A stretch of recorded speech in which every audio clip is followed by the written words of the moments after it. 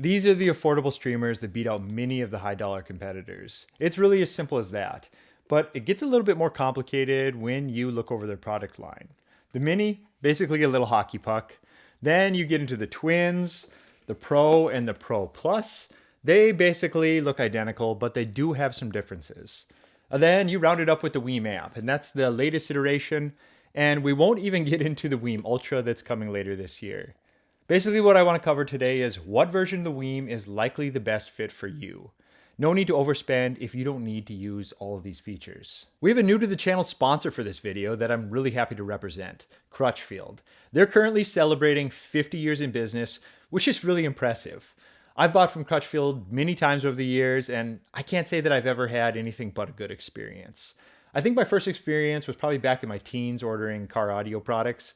I was always impressed with the level of support, as well as just connecting you to the right products for your application. They have a great selection of audio equipment, brands like Polk, Kef, Wharfdale, Q Acoustics, just to name a few, even carrying all the WiiM products that I'm covering today in this video, as well as everything from TVs to home theater. A little bonus hint, make sure to shop their scratch and dent sales. You can find some really great deals in there on items with a lot of the times very light cosmetic issues. I've made a couple of those purchases for review gear in the past and both arrived basically new. One of the things that makes Crutchfield unique is that when you reach out to them for support or for general information on something you're interested in, they actually know the products. You speak with a real person who is likely interested in and knowledgeable in the items that they sell. Speaking to a real person is good. Speaking to someone who actually knows the products is fantastic. A few things that set them apart from the competition: they offer 60-day returns, they understand it, sometimes you need some time to get to know the gear. If it doesn't work out, they offer an extra long return window. You also get free lifetime tech support, which is an interesting one. They offer tech support for the life of every product they sell. And a 60-day price protection. It's always a nightmare when you purchase something, then a week later it significantly drops in price. Not many companies will do that these days, but Crutchfield will cover the difference in the 60 days after you bought it. I just want to say congrats on 50 years, Crutchfield. It's a big deal. Now let's get back to the video. First, let's talk about what's the same before breaking these down and some of the key buying points on these. All of them use the same streaming software called WiiM Home, and it's honestly pretty fantastic. Some of the best that I've actually used on a streaming platform.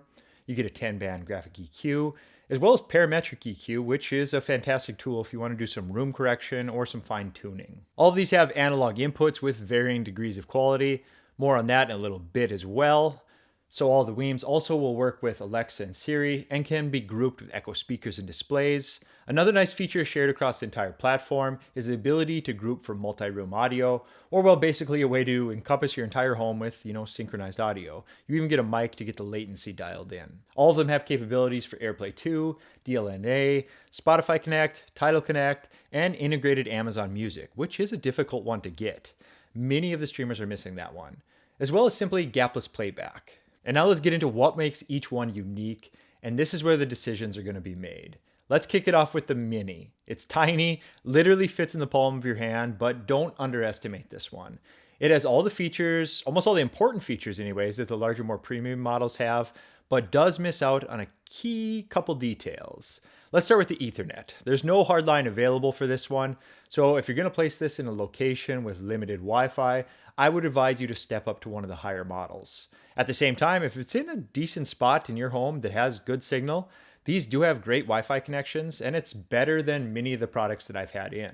Next is the DAC. It certainly has one, and it's actually going to be good enough for most people, but there is room for improvement here. It's equipped with a TI PCM 5121, and measurement-wise, it'll get beat up pretty well by something like the Pro Plus model, but at the same time, even on the most budget-friendly WiiM Mini, we have the ability to output from the optical out to an external DAC of our choosing.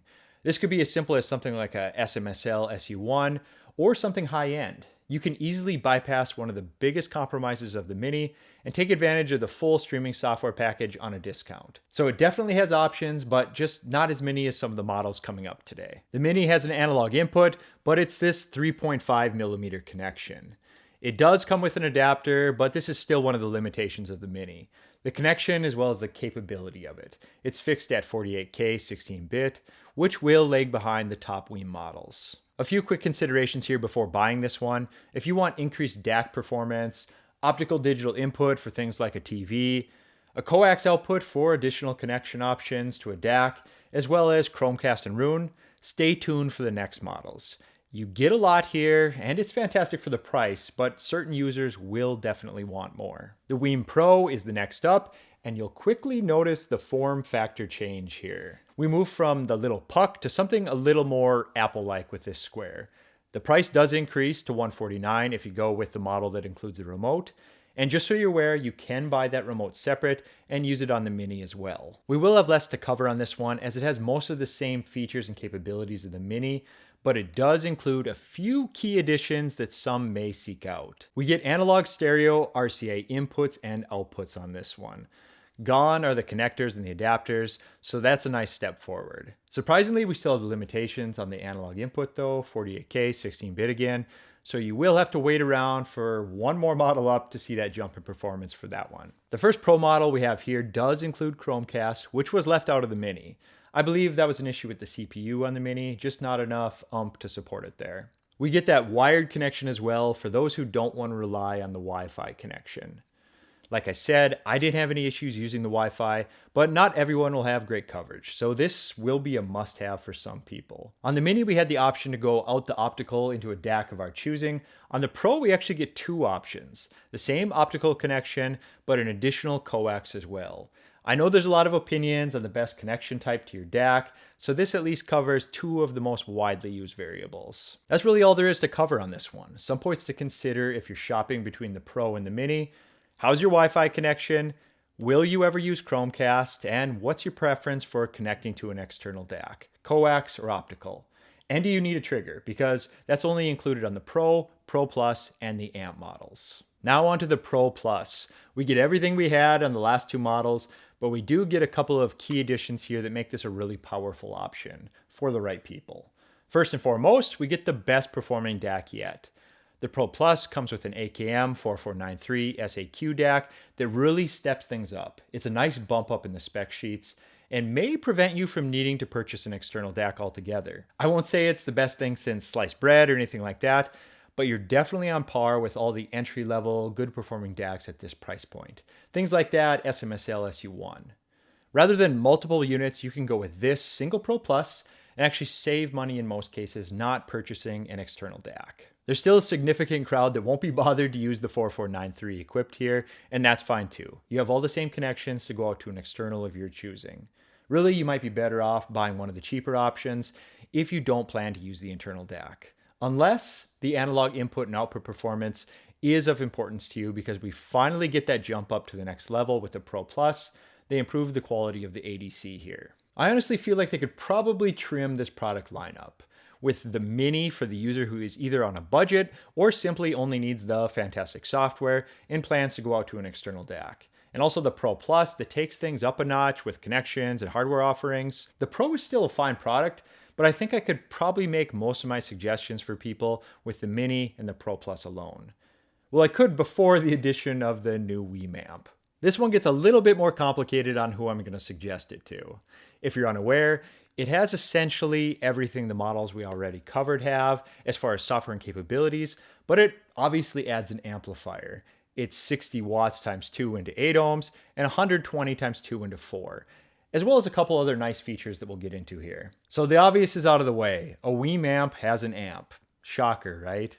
Now who would I suggest this one to, or who would I point elsewhere? If you're looking to integrate something in with a TV as a soundbar replacement, or simply as a way to stream music in the same space as your TV, the WiiM amp is a perfect solution. It's the only one we discussed today that has HDMI. You can plug this into your TV over HDMI and control the volume seamlessly with your TV remote, as well as easily switch over to any of the streaming platforms that you're subscribed to. That one is simple. It works really well and has enough power to be what I would consider medium room safe as far as volume levels, but that'll greatly depend on your speaker pairing as well. Another thing to consider, if you want an all-in-one type system, you're not all about that separates life, it's also an easy suggestion here. Amp, DAC, an ESS Saber DAC actually, all the connections, software, and a remote. That's easy, and that's what I would suggest over something like the Blue Sound offerings, which do come in at a much higher price point. Another thing to consider here would be if you plan to integrate a sub, this might be the ticket for you as well. It has a dedicated sub out with selectable crossovers within the app. It's the only one of the WiiM products that has this sub out. The main reason I can see someone avoiding this one is simply the amp. It's not a bad amp at all, and it's on par with many of the other small Class D amps that are out there today. In fact, it has the same internals as many of them. It's a TI 3255 based amp, so the same as popular picks today like the ZA3 or the A07 Max. Scalability is something you can easily do with these products, and a lot of people will want to bring in the streaming software and EQ abilities, but won't really need this amp in particular. Maybe you prefer Class AB, or it's simply not big enough for your space with the speakers that you plan to pair it with. Either way, you might be the user who's better off getting one of the first three we discussed and avoiding the amp altogether. But you likely know who you are if this applies to you. Breaking this down one final time, get the Mini if you're on a budget, or you're only interested in adding a compact streamer with the ability to scale up with a different DAC over optical. Get the Pro if you need Ethernet, coax connection, or Chromecast. Get the Pro Plus if you want the best of all three, all the offerings, best connections, and the best DAC available on a WiiM product. And basically get the amp if you're looking for an all-in-one or a very powerful soundbar replacement with HDMI sub-out capabilities. So I hope this helps some people out today. It's almost hard to go wrong with any of these. All of them offer so much compared to the competition. For myself, it's the software. They're constantly innovating, and it's really been interesting to watch them evolve into what they have so quickly. Thanks for watching today. Please like and subscribe. I would truly appreciate it. Let's grow this community together. Take care. See ya.